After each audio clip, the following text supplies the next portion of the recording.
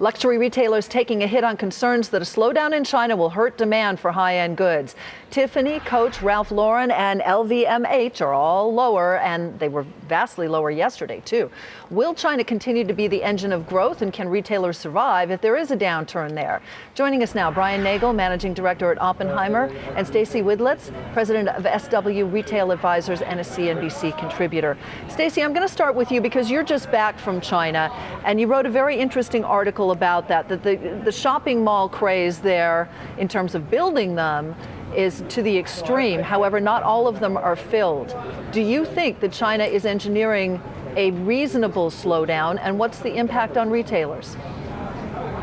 Sure. Well, just being in China for a couple weeks and visiting tier 2 cities, you look around. For example, I visited Chengdu, and sorry for the pronunciation, but this is an 8 million person city. They're building 6 new luxury malls a year on top of existing, and they're empty. There's nobody in them.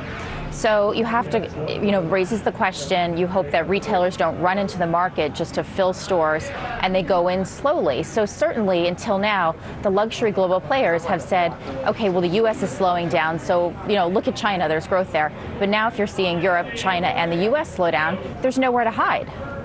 There's nobody in them, Stacey? Does that mean that the retailers are there and not doing any business, or is it a real estate problem for the developers of the malls, or both?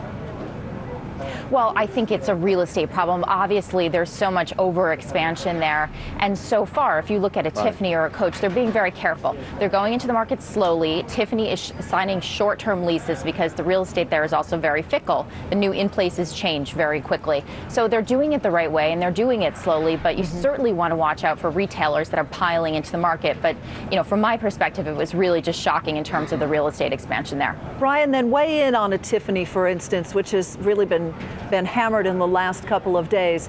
Do you think that they have the correct strategy to survive any kind of a downturn in China? Are they well positioned if that downturn doesn't eventually materialize? Absolutely. I agree with what Stacey said.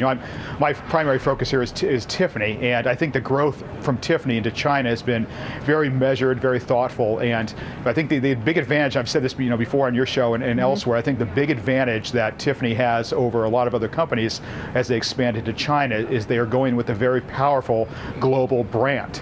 So I think they are, there's obviously concerns over a slowdown in China. We've looked at the recent results of Tiffany. I think they're performing extraordinarily well, and they will continue to do so. How, Brian, is Tiffany doing in Japan in the wake of the quake? It's actually amazing. The Japanese business for Tiffany rebounded very quickly. And it was very interesting, I think a real testament to both the success of Tiffany as well as the resiliency of that Japanese consumer. Stacey, what about some of the other retailers that want have a presence in China? You mentioned that Tiffany's has been nimble. They're going about it the right way. Are there others that are not? Really, from my perspective, most of the retailers that are publicly traded are in the early stages. So Burberry was probably one of the earlier retailers to go into the market, but they're 50+ stores. So really, this is sort of a wake-up call maybe to retailers saying, okay, let's not get ahead of ourselves here. This is not the savior, for growth if the rest of the world is slowing down. But again, these retailers have to have a presence in China. Exactly, it's a two-edged sword, with Chinese right? travel increasing. Right, but with Chinese travel increasing internationally, they need a presence there to build the brand awareness. So when the Chinese come, for example, to the United States, they know the brand and they shop here as well. Brian, people in China are very brand conscious, but if the economy slows, they're not going to be able to have the money to go in and spend, particularly at the high end. I mean, is my reasoning wrong there, or how do you feel about that? Well, I think that could be true, but as I look at Tiffany, they're so early in their growth right now. So I view that as very much a market share game. Now, again, like I said before, we do have to be cognizant of a potential economic slowdown in China.